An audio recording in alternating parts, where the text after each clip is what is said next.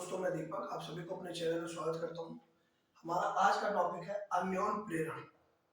इसको अंग्रेजी में म्यूचुअल इंडक्शन कहते हैं। म्यूचुअल इंडक्शन क्या होता है? अभी इसके पहले के वीडियो में हमने डिस्कस किया था सेल्फ इंडक्शन यानी स्वप्रेरण। स्वप्रेरण क्या होता है? ठीक उसी प्रकार जो है म्यूचुअल इंडक्शन होता है, थोड़ा सा चेंज होता है। चेंज क्या होता है? जैसे स्वप्रेरण में एक ही कुंडली होती है। सबसे पहले वीडियो में हमने आपको डिस्कस किया था, बताया था कि विद्युत चुम्बकीय प्रेरण क्या होता है। विद्युत चुम्बकीय प्रेरण एक ऐसी घटना है कि अगर किसी कुंडली में गुजरने वाली धारा के मान में बार बार चेंज करें या फ्लक्स में चेंज करें तो उसमें से विद्युत वाहक बल प्रेरित हो जाता है, एक धारा उत्पन्न हो जाती है। इसको विद्युत चुम्बकीय प्रेरण कहते हैं। प्रेरण में हमने डिस्कस किया था कि स्वप्रेरण क्या होता है। स्वप्रेरण एक ऐसी घटना है कि अगर एक ही कुंडली में हम किसी प्रकार से भी फ्लक्स चेंज करें, फ्लक्स तीन प्रकार से चेंज किया जाता है।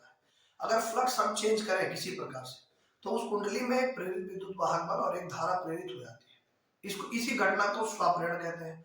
अब ये घटना है अन्योन प्रेरण। अन्योन प्रेरण क्या होता है? इसमें एक कुंडली के बजाय दो कुंडली होती है। एक कुंडली ये होती है और एक कुंडली ये होती है, दो कुंडली होती है। ये दोनों कुंडलियों को एक फिगर में बनाया गया है, इसका फिगर ये है और इसी कुंडली की दूसरी स्थिति बनी हुई है। क्या बना हुआ है कि इस कुंडली में क्या लगा होता है? रिहेस्टेट लगा होता है जिसको धारा नियंत्रक कहते हैं। एक बैटरी लगी होती है, एक की होती है, इसको कुंजी कहते हैं हिंदी में, इंग्लिश में बोलते हैं की। एक बैटरी लगी होती है, इसको धारा नियंत्रक यानी करंट कंट्रोलर होता है ये। और इसमें इस वाली कुंडली को जिसमें बैटरी रिहेस्टेट जैसा जुड़ा होता है उसको प्राथमिक कुंडली कहते हैं, जिसमें खाली धारा मापी लगा करके चेक किया था कि क्या इसमें इफेक्ट उत्पन्न हो रहा है, उसको द्वितीय कुंडली कहते हैं। किसी को भी प्राथमिक द्वितीय कहा जा सकता है। इसको बैटरी के समायोजन को इधर उधर करके कोई भी प्राथमिक कोई भी द्वितीय हो सकती है।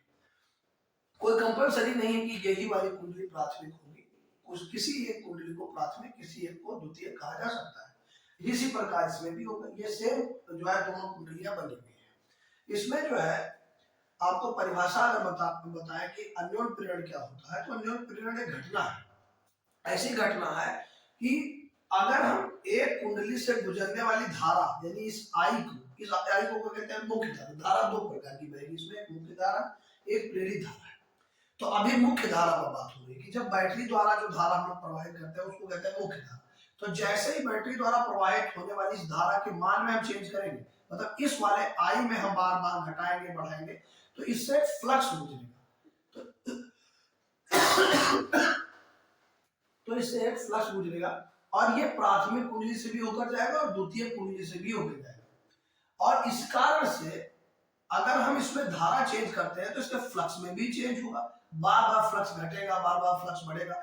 और जब जब इसमें फ्लक्स चेंज होगा ठीक उसी समय चूंकि ये कुंडली इसके पास रखी हुई है तो इसमें भी फ्लक्स में बार बार घटेगा बढ़ेगा, फ्लक्स चेंज होगा। तो इसमें चेंज हम कर रहे हैं और इसमें चेंज अपने आप हो रहा है। तो धारा मापी में अचानक आप देखेंगे कि इसमें विक्षेप हो रहा है। जब हम इसमें चेंज कर रहे हैं मुख्य धारा के मान में तो हम क्या देखते हैं कि इस वाले धारा मापी में बार बार विक्षेप हो रहा है। इससे ये पता चल रहा है कि इसमें भी कोई प्रभाव उत्पन्न हो रहा है। इसी प्रभाव को अन्योन प्रेरण कहते हैं।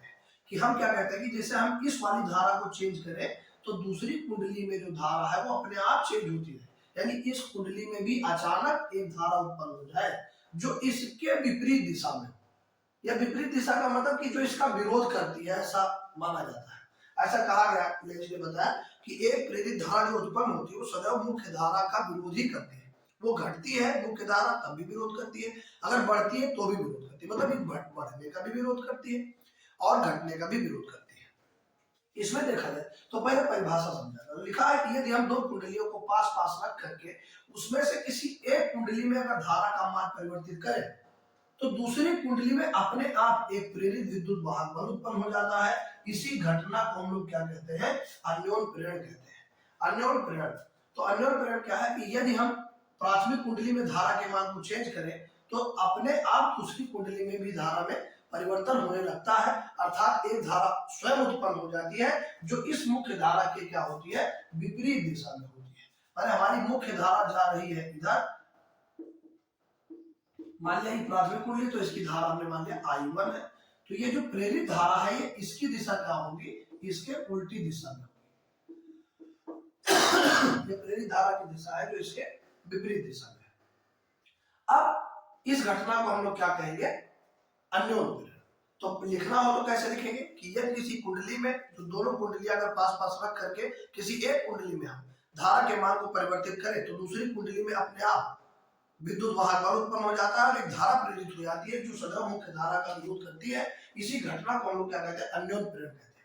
अब इसकी दो स्थिति क्या है, एक बार हमने बैटरी लगा दिया, रिहास्टेट लगा दिया, कुंजी लगा दिया, एक बार जैसे इस कुंजी को दबाएंगे, इस की को ऑन किया, मतलब ये ऑन किया, जैसे ऑन किया वैसे इसमें धारा बढ़ने लगी, बार बार रिहास्टेट की सहायता से धारा का मान घटाया गया, बढ़ाया गया, धारा का मान घटने बढ़ने से इसके फ्लक्स पाई में चेंज हुआ, इसके फ्लक्स पाई में चेंज होने से इसके फ्लक्स में चेंज हुआ।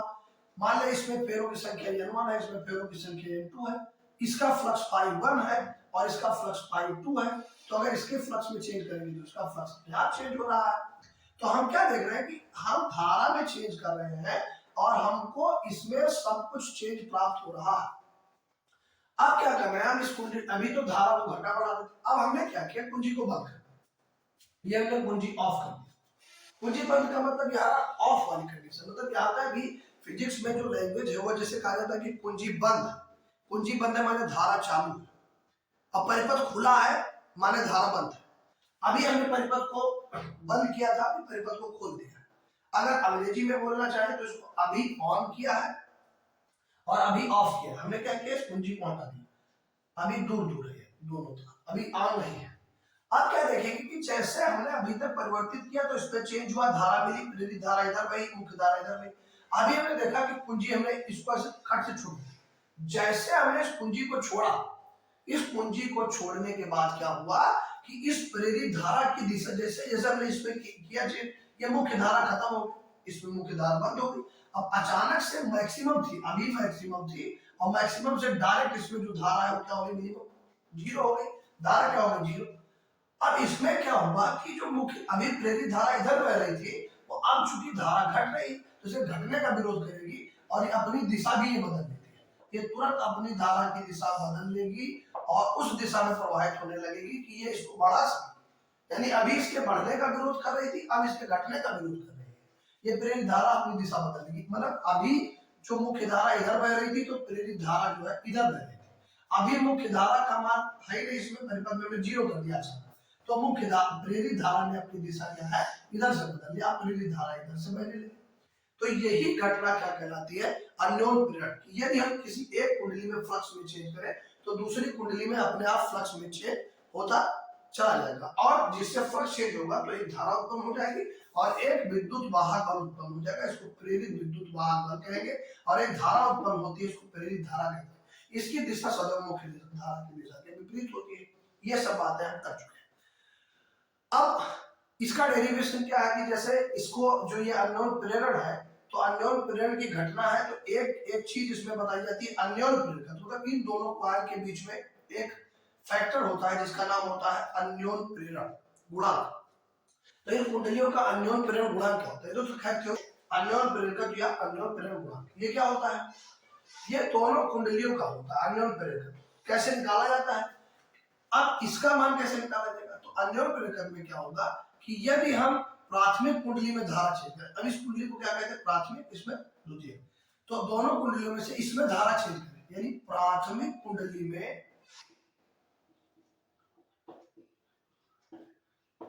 धारा जो है वो क्या है I1 है।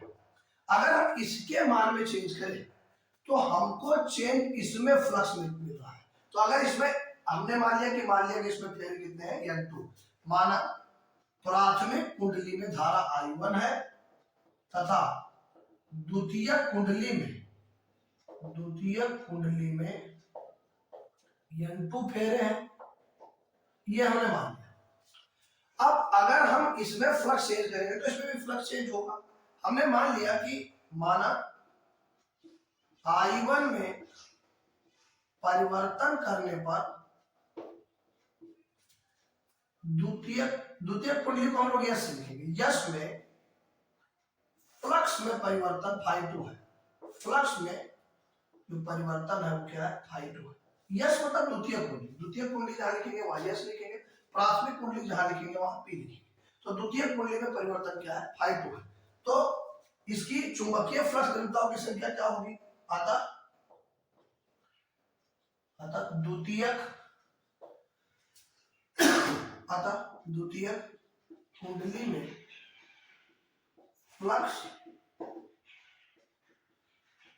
ग्रंथिताओं की संख्या क्या होगी, N252 होगी, N252 होगी।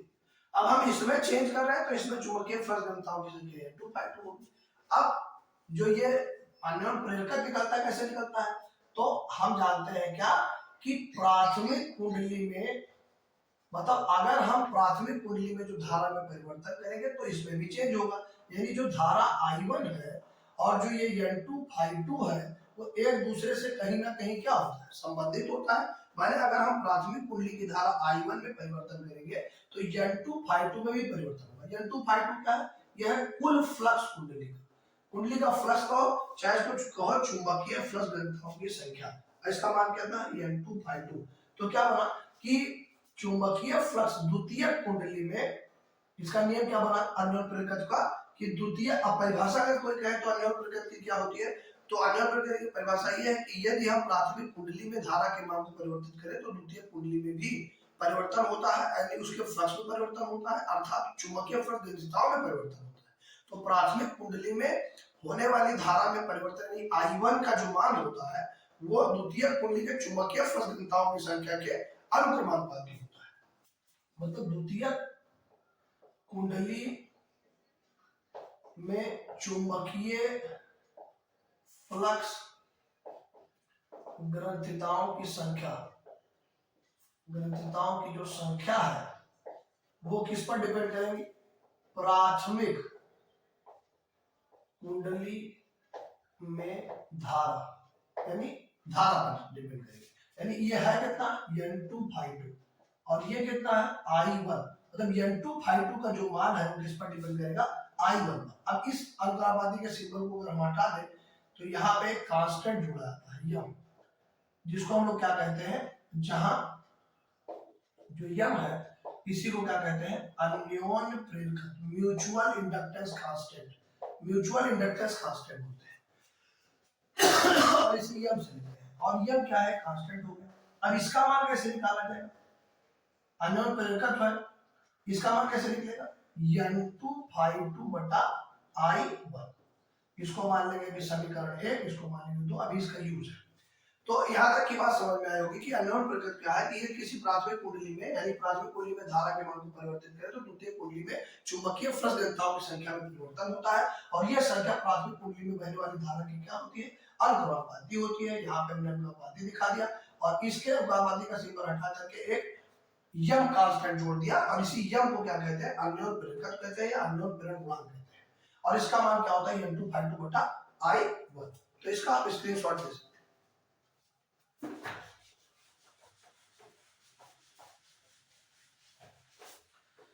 अब हम क्या जानते हैं, इसकी परिभाषा जो यम बराबर N252 बटे I1 आई है, तो यहां से हम यम की परिभाषा क्या निकाल सकते हैं, यहां से परिभाषा निकाल सकते हैं कि यदि I1 का मान क्या हो जाए, 1 यानी एकांक हो जाए, तो क्या हो जाएगा कि यम का मान जो है वही N252 के बराबर हो जाएगा, यम बराबर N252 होगा। अतः इससे क्या स्पष्ट होता है, इससे स्पष्ट है कि क्या स्पष्ट है कि यदि प्राथमिक कुंडली को किससे लिखेंगे, P से, यदि प्राथमिक कुंडली में जो धारा है एकांक, धारा परिवर्तन की दर क्या हो, धारा परिवर्तन की दर या धारा परिवर्तन या धारा I1 का मान क्या हो, एकांक, 1 यानी एकांक हो, तो द्वितीयक कुंडली के चुंबकीय फ्लक्स ग्रंथिताओं की संख्या, तो द्वितीय कुंडली की चुंबकीय फ्लक्स ग्रंथिताओं की संख्या जो होगी कि अन्योन प्रेरकत्व या अन्योन प्रेरण गुणांक कहलाती है, अन्योन प्रेरण गुणांक कहलाती है। माने क्या हुआ कि यदि प्राथमिक कुंडली में जो धारा है वही क्या हो जाए, एकांक हो जाए, तो जो ये N252 है इसका जो मान होगा वही क्या होगा, इस कुंडली के बीच जो अन्योन प्रेरण गुणांक होगा इसके बराबर होगा, यानी N2 ही यम होगा जब I1 का मान क्या हो, एकांक। तो एक परिभाषा ये बन गई किसकी, अन्योन प्रेरकत्व यानी यम की। तो अन्योन प्रेरकत्व क्या है कि यदि प्राथमिक कुंडली में धारा परिवर्तन की दर क्या हो जाए, एकांक हो जाए, तो N2 ही उस कुंडली का अन्योन प्रेरण गुणांक कहलाता है। तो एक परिभाषा ये, एक फार्मूला मिल गया, मतलब एक फार्मूला हमारा क्या मिला, N2 बराबर यम I1। अब इसका यूज करेंगे। अब हम क्या जानते हैं, ऐसे लिखेंगे, हम जानते हैं कि क्या जानते हैं, फैराडे ने बताया था, फैराडे के नियम से, ये फैराडे का नियम है। फैराडे ने बताया था कि E बराबर होता है -N2 डेल्टा डेल्टा phi2 बटे डेल्टा T, डेल्टा phi2 बटे डेल्टा T। अब क्या होगा कि इस N2 को इसमें इन्वॉल्व कर देंगे, तो N2 को इसके अंदर कर दिया जाए तो ये हो जाएगा डेल्टा N2 phi2 बटे डेल्टा T। अब अभी इसको मान लेंगे समीकरण 3। अब सभी इसमें हम क्या देख रहे हैं कि N2 phi2 का जो मान है वो जब I1 के बराबर होता है, तो ये फैराडे का नियम है, तो इसको उठा करके इसमें भर दिया जाए, तो समीकरण 1 और 3 से, समीकरण 1 और 3 से क्या पता चलेगा कि E बराबर मिलेगा माइनस डेल्टा यम, इसकी जगह पे क्या हो जाएगा यम I1 और बटा डेल्टा T, यम को बाहर कर दो तो माइनस एम डेल्टा I1 बटे डेल्टा T हो जाएगा। यहां से यम का मान निकाल लिया जाए तो माइनस E बटे डेल्टा I1 बटे डेल्टा T हो जाएगा। तो ये भी एक यम का फार्मूला मिला, ये भी अन्योन प्रेरकत्व का फार्मूला है। अब इसकी परिभाषा यहां से क्या निकलेगी कि अगर प्राथमिक कुंडली में धारा परिवर्तन की दर एकांक हो तो द्वितीय कुंडली का जो प्रेरित विद्युत वाहक बल है वही अन्योन प्रेरकत्व के बराबर होगा। यहाँ ई की जगह हम क्या लिख देंगे E2, ये द्वितीय कुंडली का विद्युत वाहक बल होगा, ये द्वितीय कुंडली का विद्युत वाहक बल होगा जब हम प्राथमिक कुंडली में धारा के मान को चेंज करें। तो एक परिभाषा यहाँ से भी मिल जाएगी, माने एक फार्मूला ये भी प्राप्त हो गया आपको कि यदि प्राथमिक कुंडली में धारा परिवर्तन की दर क्या हो, डेल्टा I1 बटे डेल्टा T पहले कुंडली में क्या हो, एकांक हो, तो क्या होगा कि जो यम का मान होगा तो इसमें प्रेरित विद्युत वाहक बल E2 के क्या होगा, बराबर। एक फार्मूला यहां से भी मिल जाएगा। तो ये है यम का मान। अब यहीं से इसके मात्रक और विमा की बात करेंगे, इसका मात्रक क्या होता है और इसकी विमा क्या होती है।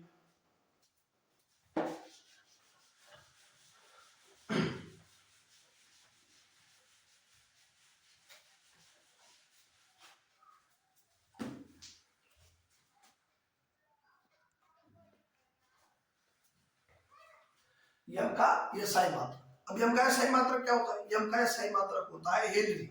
अब हेनरी क्या है, हेनरी कैसा है, इसका मात्रक यम का क्या होता है, हेनरी। तो हेनरी कैसा, हेनरी को और क्या लिख सकते हैं, तो हम क्या जानते हैं कि इसका मात्रक तो हेनरी होता है, इसका मात्रक होता है वोल्ट, इसका मात्रक होता है एम्पीयर, इसका मात्रक होता है सेकंड।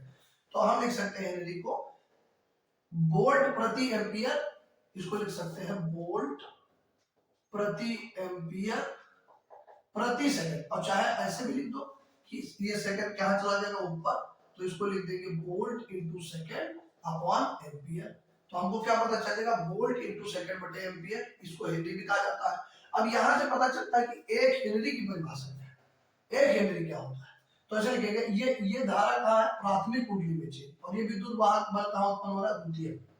तो इसको याद करने की ट्रिक क्या है कि अगर इसमें एक हेनरी की परिभाषा, तो ऐसे लिखेंगे कि यदि प्राथमिक कुंडली में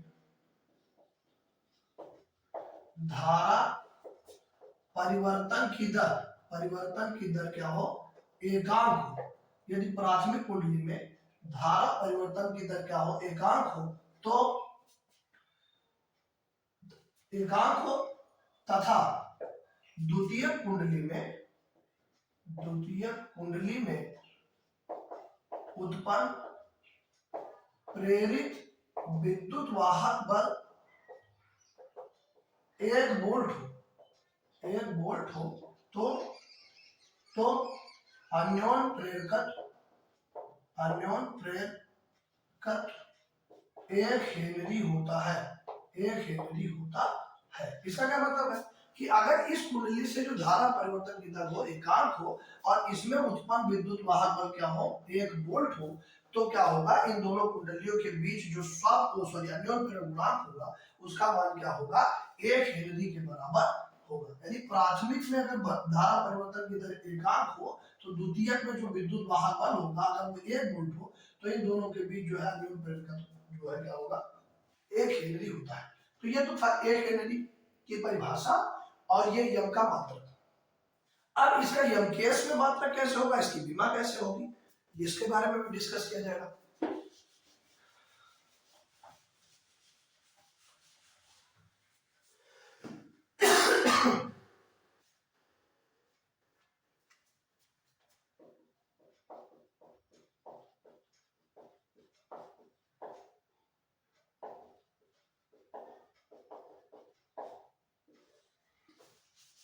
यम केस पद्धति में यम का मात्रक,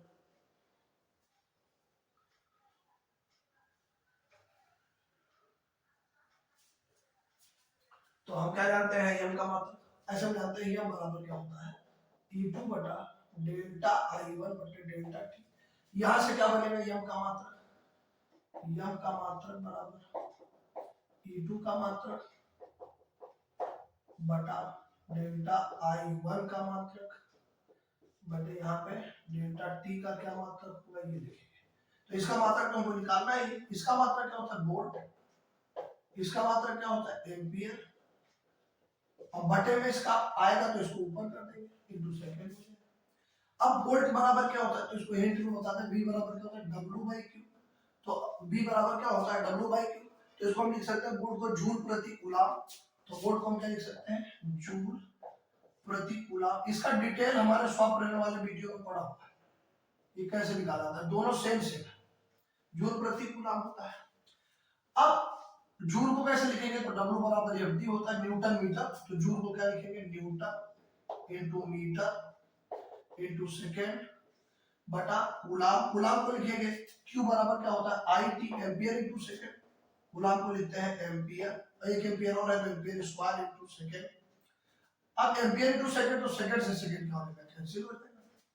न्यूटन को क्या लिखेंगे तो यह बराबर क्या होता है, यह में इसको बोलते हैं न्यूटन मीटर, न्यूटन सॉरी ये बराबर है में, तो न्यूटन को क्या लिखेंगे किलोग्राम मीटर पर सेकंड स्क्वायर, तो न्यूटन को लिख देंगे किलोग्राम इनटू मीटर, हिंदी में लिखते हैं किलोग्राम इनटू मीटर प्रति सेकंड स्क्वायर, और ये एम्पियर स्क्वायर है ये, तो ये एम्पियर स्क्वायर है, और 1 मीटर ऊपर ये किलोग्राम मीटर, हाँ ठीक, और 1 मीटर और था मीटर को स्क्वायर कर देंगे। अब इसको ऊपर कर देंगे तो क्या हो जाएगा किलोग्राम इनटू किलो हो जाएगा kilogram meter square second square है, ऊपर जाएगा तो -2, और इसके बाद में एम्पियर, एम्पियर की पावर में भी -2 हो जाएगा। तो यम का मात्रक ये हो गया, यम का मात्रक कौन सा मात्रक, यम के यस वाला, तो यम के यस वाला मात्रक क्या बन गया हमारा kilogram meter square second power -2 ampere power -2। अब यम की बीमा क्या हो जाएगी, यम की बीमा क्या हो जाएगी, किसकी बीमा क्या हो जाएगी बराबर किलोग्राम को लिखेंगे यम से, मीटर को लिखेंगे यस से, समय को लिखेंगे टी से, एम्पियर को लिखेंगे ए से, तो इसकी बीमा भी यम स्क्वायर टी पावर -2 ए पावर -2। ये सब कहां से आया है, वोल्ट को हम लिख सकते हैं जूल प्रति कूलम, जूल को लिख सकते हैं न्यूटन इनटू मीटर, न्यूटन को लिख सकते हैं किलोग्राम मीटर प्रति सेकंड स्क्वायर, और यहाँ जो कूलम लिखा हुआ था इस कूलम को हमने लिख दिया ampere into second, ampere into second, तो एम्पियर एम्पियर 2 बार हो गया तो एम्पियर का स्क्वायर। तो ये था अन्योन प्रेरण का पूरा डिटेल, ये पे अन्योन प्रेरण समाप्त हो जाता है, मतलब ये चैप्टर यही कंप्लीट है। मतलब इसमें आपको हमने बताया कि पहले वीडियो में हमने विद्युत चुंबकीय प्रेरण को डिस्कस किया, ये सब चैनल पे वीडियो पड़ा हुआ है। फिर हमने आपको स्वप्रेरण बताया, स्वप्रेरण के बाद ये अन्योन प्रेरण था, और इस चैप्टर के बारे में पूरा डिटेल, ये किसका सिद्धांत है, इसके बाद आपको हम बताएंगे ट्रांसफार्मर, ये इसका जो ये ट्रांसफार्मर का कार्य सिद्धांत है, ट्रांसफार्मर इसी सिद्धांत में काम करता है, जितनी भी प्रेरण कुंडलियां जितनी भी होती है, जितनी प्रेरण कुंडली है वो सब इसी सिद्धांत पे अन्योन प्रेरण के काम करती है, और ट्रांसफार्मर भी अन्योन प्रेरण के सिद्धांत पे काम करने वाली युक्ति है। इसके बारे में डिटेल डिस्कस किया जाएगा। अगर आपको अच्छा लग रहा है तो हमारे साथ जुड़ने के लिए हमारा चैनल सब्सक्राइब कीजिए, लाइक कीजिए और इसको शेयर कीजिए। Thank you so much.